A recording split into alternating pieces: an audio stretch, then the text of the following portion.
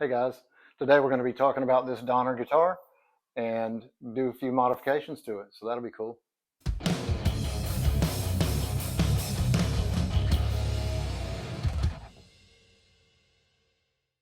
So this is one of these Donner guitars that there's a lot of videos on these already, and I've watched them, and this actually belongs to a friend of mine.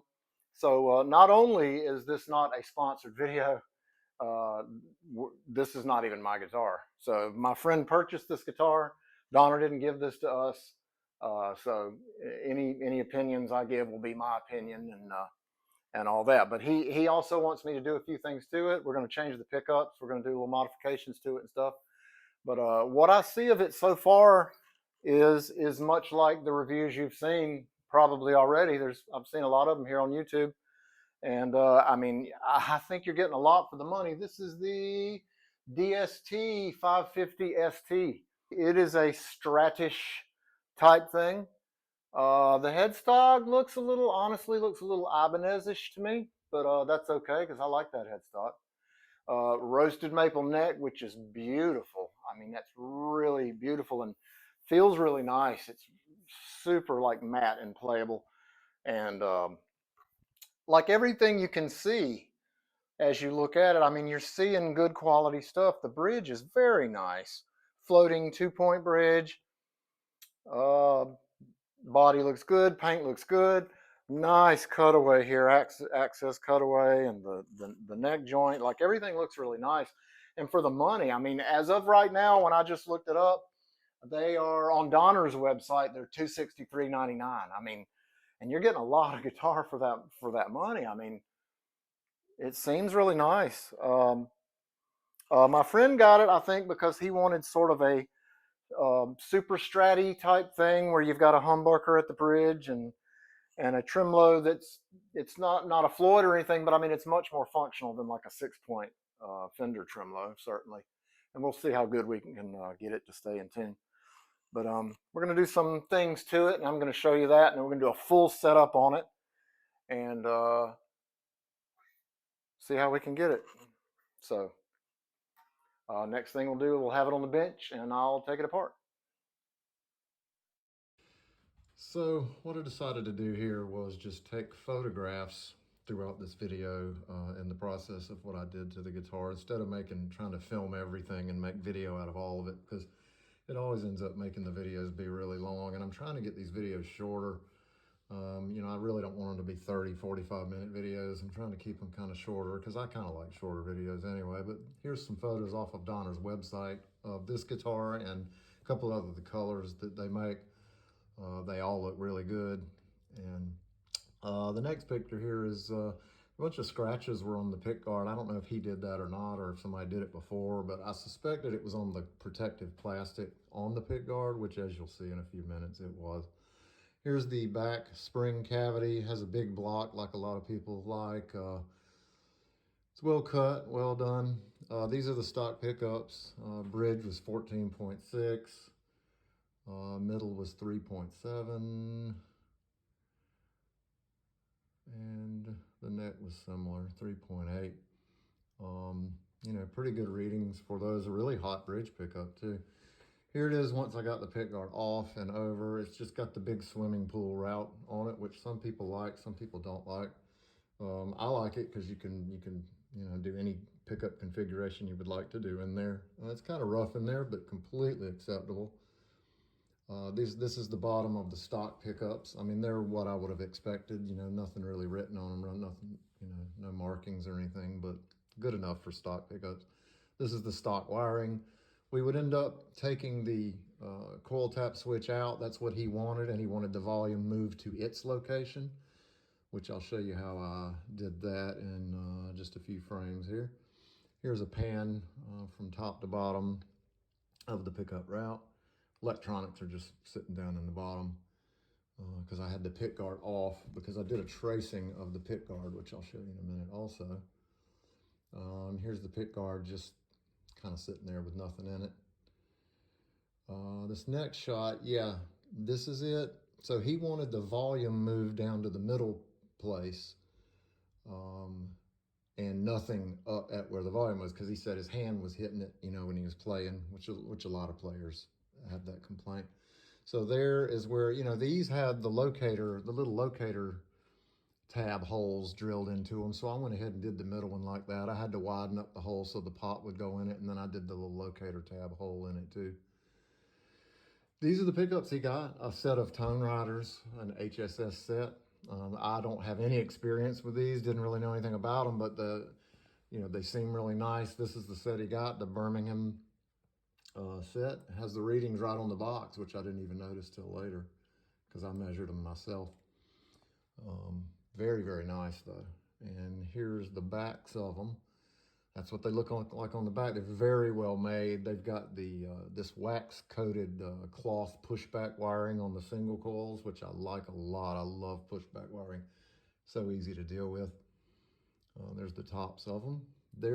Here is where, sorry about the fingerprints. I had not wiped anything off yet, but here they are. Here's the whole set in the pick guard. And then here's the back of it as such.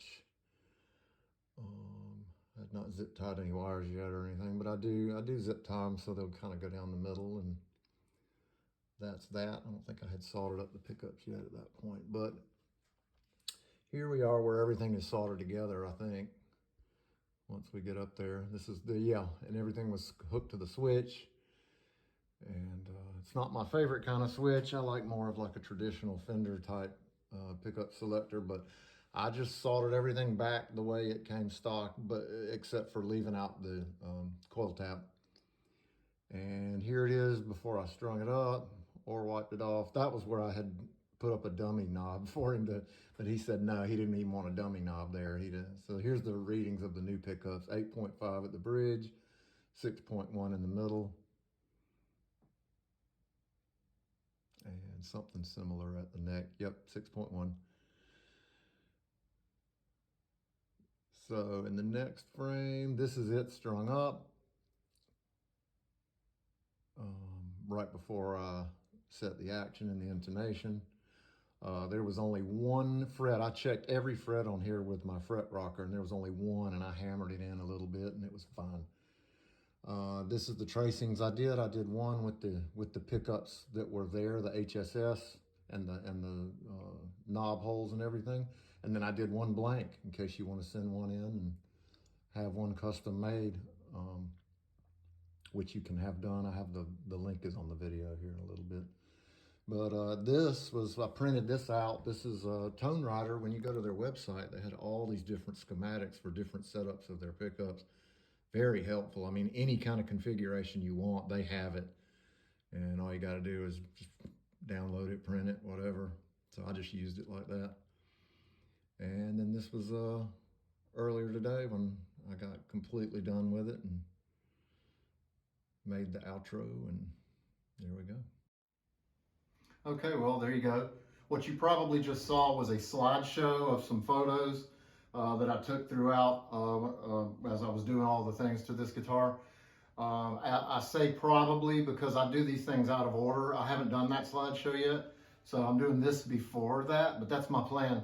I didn't really take a lot of videos while I was working on it. I just took some pictures, and I'm trying to make these videos shorter because I like short videos. My attention span is short, and it seems like every time I go to make a video and put all my clips together and I'm trying to edit it, it starts out at like 45 minutes, and then I have to whittle it down and whittle it down. But anyway, hopefully this one will be quick. It's really kind of a review of what I think of this guitar as I'm doing some mods on it for my friend who gave it to me to do this stuff too. He wanted the back plate off, as many people do. He wanted the volume here where the coil tap switch used to be, because he was hitting it where it was.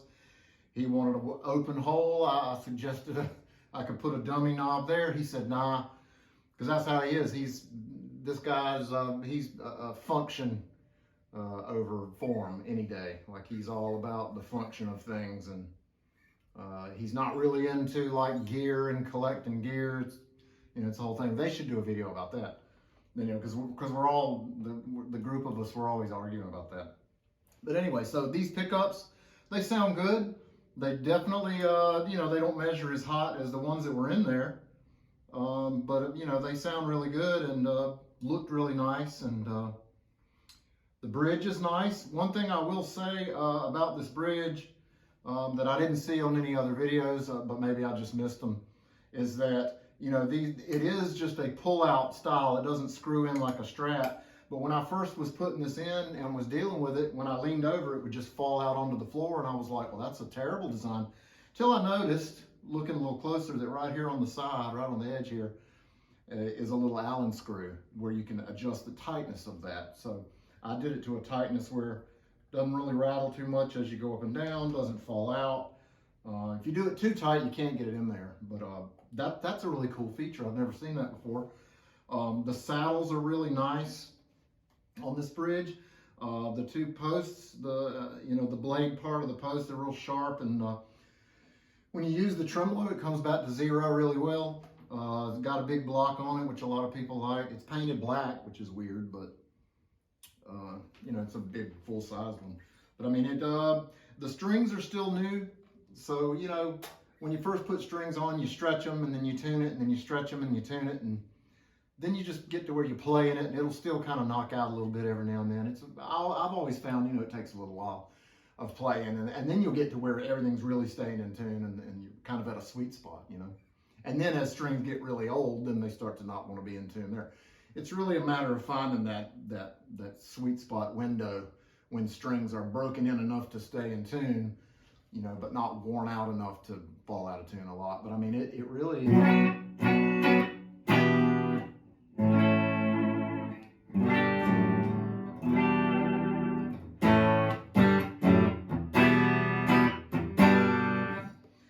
My friend likes higher action than a lot of us do.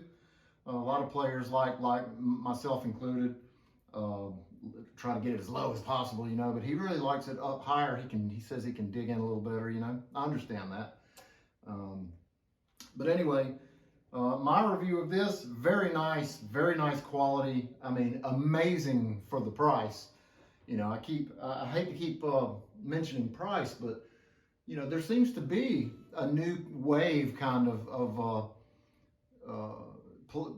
players who are fascinated by, you know, getting a lot of guitar for a little money. You know, I mean, it used to be we all just thought that you want a nice guitar, you got to spend a lot of money.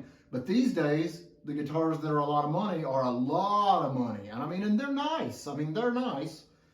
But how many of us have thousands to spend on something like that? And these ones that are really decent, and I mean, this right here, this is nicer than most Squires I've ever played, and probably the same or less money. But anyway, like I probably said on the slideshow you just saw, I made some traces of this because this is not at all a standard pick guard. I mean, they're not even trying to make that be like a Stratocaster. So if you ever needed a replacement pick guard or wanted a replacement, which you can order, you know, I think Warmoth or one of those companies, you can send a tracing of your pick guard, and that you can get one custom made. So you could get it in any color, you could get it in triple ply, you know, whatever you wanted. I think it's a good idea, especially if you're ever at a point like I was with this one, where you have it completely apart. I mean, I had this pick guard with nothing on it. I was like, well, I might as well do a tracing of it, you know, because he could get another one, and and like it has the big swimming pool route, so you could do whatever pickup configuration you want, and you could have a pick guard made with whatever you wanted in there, and have your volume tones, you switch like whatever you want. So that's cool. But the paint job's good. I like that color, that kind of vintage white color, the gold pick guard, beautiful. The roasted maple neck, it plays great. The locking tuners work great. A lot of guitar for 200 and something bucks. But anyway, I hope you enjoyed this one, and I'll see you on the next one.